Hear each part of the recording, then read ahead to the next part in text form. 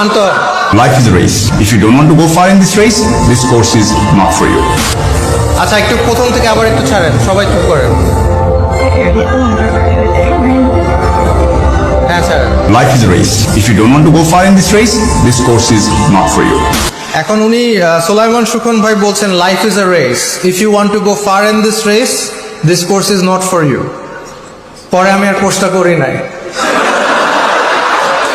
With due respect to Solaiman ভাই, বিষয় হচ্ছে লাইফ ইজ আ রেস, এই উক্তির সাথে তো আসলে একমত না। কারণ লাইফ ইজ আ রেস, আমি এই রেসে জিতলে আমার কি পাবো?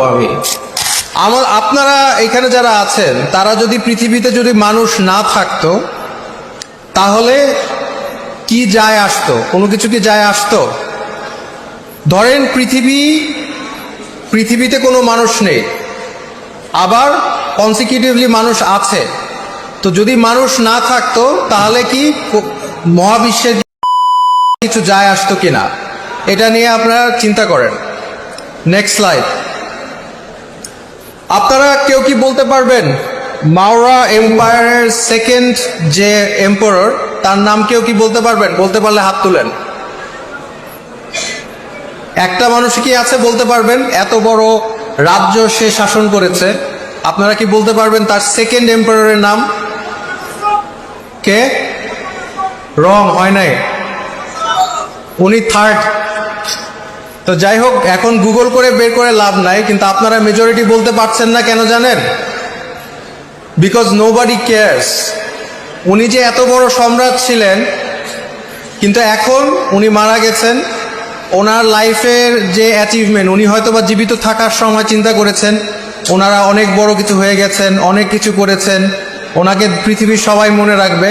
বাট ইন দি এন্ড মাত্র 2300 ইয়ার্সের মধ্যে আপনারা কেউ মনে করেন না, অ্যান্ড নোবডি কেয়ারস।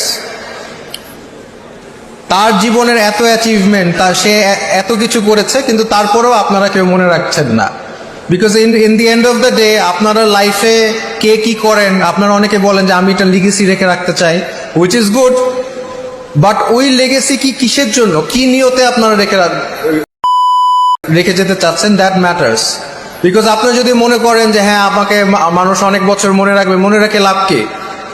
আপনাকে যদি আপনার মৃত্যুর পর মানুষ মনে রাখে, এতে কি লাভ?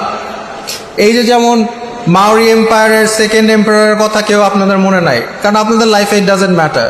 ঠিক একইভাবে যখন আপনারা মারা যাবেন অনেক বছর পর, nobody will remember, nobody will care. Next slide. এইটা দেখেন, দুইটা ছবি আছে, একটা হচ্ছে আর্থ পৃথিবী, আর একটা হচ্ছে মার্স। মার্সে কোনো মানুষ নাই, আর্থে মানুষ আছে, কিন্তু মার্সে যে মানুষ নাই এতে কতটুকু ম্যাটার করে? কি ম্যাটার করে? মানুষ আছে এবং ওখানে মানুষ নাই। Next slide. দেখেন আপনারা হচ্ছে সান হচ্ছে ছোট্ট একটা ডট। কিছু ফ্যাক্টস আমি দিয়েছি মিল্কি ওয়ে গ্যালাক্সির মধ্যে। এখানে 100 বিলিয়ন স্টার আছে।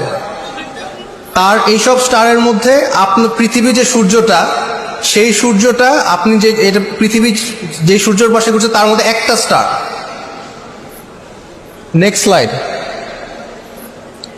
এবং এরকম গ্যালাক্সি আছে আপনার বিলিয়ন ট্রিলিয়ন গ্যালাক্সি, তার মধ্যে আপনারা একটা গ্যালাক্সির মধ্যে আছেন। আবার এই যে গ্যালাক্সিগুলো আছে তার মধ্যে মাত্র 5% আমরা দেখতে পারি, বাকি 95% আমরা শিওর না ওটা ডার্ক এনার্জি, ডার্ক ম্যাটার এগুলো আছে, we are not sure. Next slide. এই গ্যালাক্সির মধ্যে, এই সূর্যের মধ্যে এই আপনারা এইখানে বসে আছেন। Next slide. এবং এই গ্যালাক্সির এই তারার এই ক্ষুদ্র পৃথিবীর মধ্যে একজন বসে আছেন, উনি মনে করছেন উনি মেইন ক্যারেক্টার।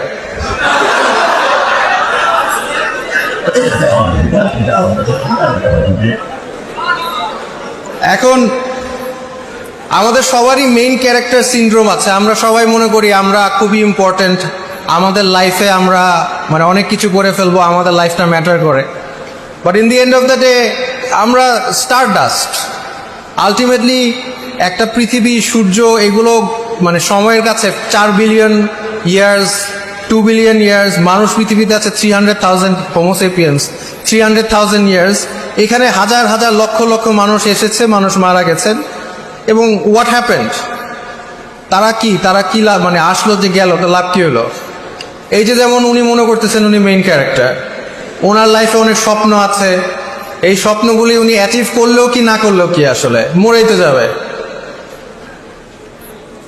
এগুলো বিষয় নিয়ে চিন্তা করার বিষয়, কারণ আমরা সবাই মানে অনেকে অনেক স্বপ্ন দেখে, সেই স্বপ্নগুলো অ্যাচিভ করলে কতটুকু বেনিফিশিয়াল, না করলে কতটুকু beneficial, these are the things we need to think about.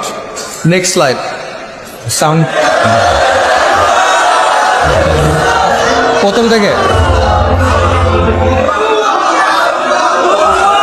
প্রথম থেকে ছাড়েন, শান্ত। If you need to go far in this race, this course is not for you. আচ্ছা, একটু প্রথম থেকে আবার একটু ছাড়েন, সবাই চুপ করেন। হ্যাঁ sir. Life is a race. If you don't want to go far in this race, this course is not for you. এখন উনি সোলাইমান সুখন ভাই বলছেন life is a race, if you want to go far in this race, this course is not for you. পরে আমি আর কোর্সটা করি নাই। With due respect to Solaiman ভাই, বিষয় হচ্ছে লাইফ ইজ আ রেস, এই উক্তির সাথে তো আসলে একমত না, কারণ লাইফ ইজ আ রেস, আমি এই রেসে জিতলে আমার কি পাবো? আমি, উনি কর্পোরেটে দুনিয়ায় অনেক যারা অ্যাচিভ করতে পারবে, তো আমরা যদি এই লাইফটাকে রেস হিসাবে দেখি, আমরা যদি রেসে যাই, রেসে যে আমি যদি এন্ড গোলে যদি যাই, আমি মারাই যাব। হ্যাঁ, ওই যে মাওরি এম্পায়ার সেকেন্ড যে এম্পায়ার ছিল, তাকে যেমন মনে রাখে নাই, আমি লাইফে অনেক ফার্দার গেলেও আমিও মারা যাব। আমাদের এখানে যে মেইন ক্যারেক্টার ভাই আছেন, উনিও মারা যাবে। এখন কথা হচ্ছে এই যে কর্পোরেট, এখন মানে এখানে আমাদের দেশে অনেক মোটিভেশনাল স্পিকার আছেন যারা মানুষকে মোটিভেট করে ফেলেন। তো আমি আজকে আসছি আরেকটা উদ্দেশ্য হচ্ছে, আপনারা যারা বেশি মোটিভেটেড হয়ে গেছেন তাদেরকে একটু ডিমোটিভেটেড করার জন্য। কারণ আপনারা দেখেন মানুষের ওরিয়েন্টেশনে চেঞ্জ হয়ে থাকে। আপনারা ইনশাল্লাহ সামনে যখন বিয়ে করবেন, তখন দেখবেন অনেক মেয়েদের সিভি আসছে যেখানে লিখেছে মেয়ে হচ্ছে ক্যারিয়ার ওরিয়েন্টেড।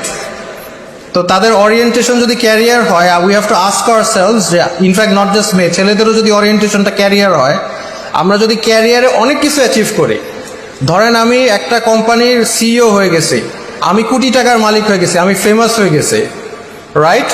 এগুলি যে হয়ে যাচ্ছে, মানুষ যে এত কিছু অ্যাচিভ করবে, করার পরে ইন দি এন্ড এই যে রেস আমি করলাম, সোলাইমান সুখন ভাইয়ের কোর্সটা করে আমি যদি রেসে দৌড় দেওয়া শুরু করলাম, আমার ঘুম নাই রাতে, আমার সারা জীবন কাজ করলাম, আমি 2টা ডিভোর্স করলাম, আমার ছেলে মেয়ে আমাকে দেখতে পারে না, কারণ আমি লাইফে রেসে জিততেই হবে, কোর্স করার জিতার মাইন্ডসেট নিয়ে আসছি, এবং আমি অ্যাচিভ করছি অনেক কিছু লাইফে। I achieved, let's say hypothetically, I achieved অনেক মানি, অনেক ফেম, আমি ইলন মাস্কের মতো সবাই আমাকে চিনে। But you know what, in the end of the day, আপনি মরার পর 500 বছর পরে কেউ আপনাকে মনে রাখবে না। তাহলে লাভ কি আমার এই রেসে? এই মানে কর্পোরেট ওয়ার্ল্ডে বলেন, টাকা পয়সার দিকে বলেন, ফেমের বলেন, এই সব রেসে আমার রান করে লাভ কি? কারণ প্রত্যেকটা রেসে তো জিততে হলে আমাকে কিছু রিওয়ার্ড দেয়। এই রিওয়ার্ডটা যদি আমি না পাই, তাহলে আমি রেস খেলবো কেন? রাইট? সো এই জন্য লাইফ ইজ আ রেস, এবং এই সোলাইমান ভাইয়ের পোস্টটা আমি করি না এই কারণ ওই যে লাইফ ইজ আ রেস, কিন্তু এই রেসের শেষে যদি আমি কোনো রিওয়ার্ড না পাই, তাহলে আমি রেসটা করে কি লাভ? So this is why you need to think যে what is the purpose of life. তো ফিলোসফাররা যখন এই মহাকাশ দেখছে, সব কিছু দেখছে, তখন তারা চিন্তা করছে যে হোয়াট ইজ দ্য পারপাস, আমাদের মানব সভ্যতা থাকলে কি না থাকলে কি ম্যাটার করে? আমরা তো আলটিমেটলি মাটি, কিছু মানে মার্সে হচ্ছে মাটি ফিক্সড আছে, আমাদের পৃথিবীতে হচ্ছে আমরা হিউম্যান হোমোসেপিয়েন্স প্রাণী, এরা হচ্ছে মাটিটা একটু নড়াচড়া করছে, মাটিটা একটু কিছু একটা বানাইছে, স্যাটেলাইট তৈরি করেছে, বাট আলটিমেটলি এগুলি করে লাভ কি হচ্ছে? Next slide.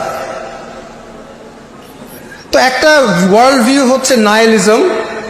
এটা হচ্ছে নাইল, কথাটা হচ্ছে মানে নাথিং, আর ইজম হচ্ছে বিলিফ ইন।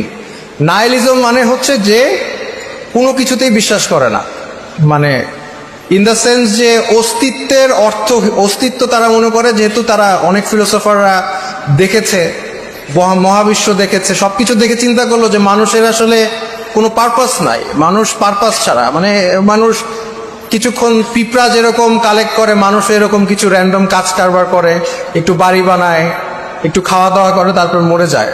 তো এইগুলো যে করে মহাবিশ্ব এবং কসমসের দিকে তাকালে নিজেকে এত তুচ্ছ একটা মানুষ এগুলো যে করে, এগুলো করে লাভ কি? তো অনেক ফিলোসফার বলেছে এটা কোনো লাভ নাই আসলে, মানে মানুষের বেঁচে থেকে কোনো লাভ নাই। আমি জানি আমি খুব ডিপ্রেসিং টপিকে কথা বলছি, বাট ফলো উইথ মি। আমি তো আগেই বলেছি আপনারা যারা মোটিভেটেড হয়ে গেছেন একটু ডিমোটিভেটেড করার জন্যই আসছে। Next slide. তো কিছু এটার রেসপন্স যে পৃথিবীতে মানুষ সভ্যতার কোনো পারপাস নাই, এই রেসপন্সে বিভিন্ন ফিলোসফার বিভিন্ন কথা বলেছে। একটা ওয়ে আছে নাইলিস্ট যারা, তারা মনে করে হোয়াট, পৃথিবীতে আমাদের মানুষের বেঁচে থেকে লাভ নাই, সো যা ইচ্ছা তাই করব, যেটা মনে চাই সেটাই করব, ভালো লাগলে বেঁচে থাকবো, না লাগলে মরে যাবো, ইট ডাজেন্ট ম্যাটার, কোনো লাভ নাই। এটা হচ্ছে নাইলিজম। অ্যাবসার্ডিজম বলে যে না, অস্তিত্বর কোনো অর্থ না থাকলেও আমাদের এই অর্থহীনতার বিপরীতে বিপ্লব করা উচিত, কাজে আমাদের বেঁচে থাকা উচিত এবং এই অর্থহীনতার বিরুদ্ধে বিপ্লব করা উচিত। কিন্তু এখন আমার প্রশ্ন হচ্ছে যে অর্থহীন, যদি আমাদের জীবন অর্থহীন হয়ে থাকে তাহলে অর্থহীনতার পিছনে বিরুদ্ধে বিপ্লব করাটাও তো অর্থহীন, তাহলে লাভ কি?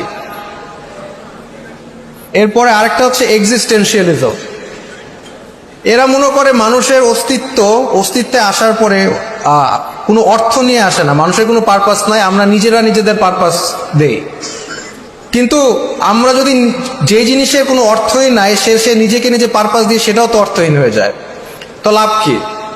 এখন আপনারা বলতে পারেন এগুলা ফিলোসফির মানে রিয়েল লাইফে কি কোনো ইম্প্যাক্ট করে না? নো, এগুলি ফিলোসফি রিয়েল লাইফে অনেক ইম্প্যাক্ট করে। How you think about the purpose of life effects আপনার ডিপ্রেশন, আপনি কি ডিপ্রেশনে চলে যাচ্ছেন, ইট ইফেক্টস আপনি কিভাবে আপনার লাইফ লিড করবেন, আপনার কি অ্যাকশন নেবেন, it depends on your philosophy.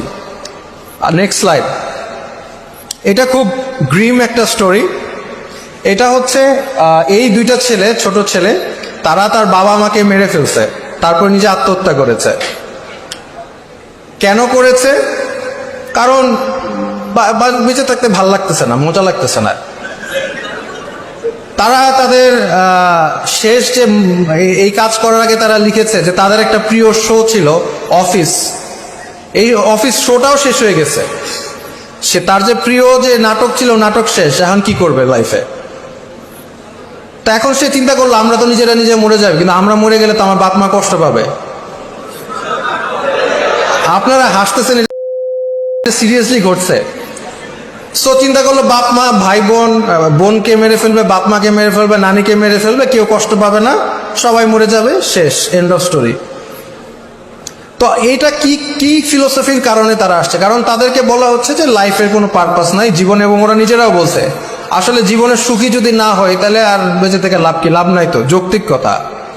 তো কাজে ওরা যেই ফিলোসফির দ্বারা, যে দর্শন দ্বারা আমাদের এই ধরনের আউটকাম আসে, সেটা হচ্ছে এইগুলি ফিলোসফি। কারণ আমাদের যদি লাইফের পারপাস না থাকে, সায়েন্স তো আপনি যদি সাইন্টিফিক ভাবে চিন্তা করেন তাহলে মানুষের একটা সাইন্টিফিক ডিসকভারি করলেও কি না করলেও কি একই তো কথা, আলটিমেটলি পারপাসলেস না। তো যদি লাইফের পারপাস না থাকে তাহলে এইগুলি মানে করলে এটা অনৈতিক কেন? এগুলি হচ্ছে কিছু একটা ভিউ। Alternatively next slide. আরেকটা ভিউ হচ্ছে গড সেন্ট্রিক ভিউ, যে আসলে আমরা যখন মহাকাশ দেখি, মহাশূন্য দেখি, আমরা যখন তারা নক্ষত্র দেখি, একটা আমরা বলতে পারি যে আমাদের কোনো পারপাস নাই। অল্টারনেটিভলি আমরা এটাও চিন্তা করতে পারি, হোয়াট, এই তারা, এই নক্ষত্র, এইগুলি কত কমপ্লিকেটেড, কত ইন্ট্রিকেট, এটা কি কোনো মানে অর্থ ছাড়া নিজের এমনি হয়ে গেছে? বা আমরা অ্যাজ আ হিউম্যান বিইং আমরা কতটা কমপ্লিকেটেড, আমাদের ব্রেইন কতটা কমপ্লিকেটেড, আমাদের প্রত্যেকটা অর্গান কতটা কমপ্লিকেটেড, তো এগুলো কি কোনো পারপাস ছাড়া? তো তখন এটা অল্টারনেটিভ পারপাস অফ লাইফ হচ্ছে যে না, দের ইজ এ ক্রিয়েটর, আমাদের একটা সৃষ্টিকর্তা আছেন, এবং সৃষ্টিকর্তা কখনো পারপাস ছাড়া আমাদেরকে তৈরি করে নাই। এবং সৃষ্টিকর্তা যদি আমাদেরকে পারপাস দিয়ে তৈরি করে থাকে তাহলে আমাদের পারপাস হচ্ছে সৃষ্টিকর্তাকে সার্ভ করা, এটাও একটা ফিলোসফি। তো যারা এই ফিলোসফিতে বিশ্বাস করে, যারা মনে করে যে পৃথিবীর পারপাস, মানুষের পারপাস হচ্ছে সৃষ্টিকর্তাকে সার্ভ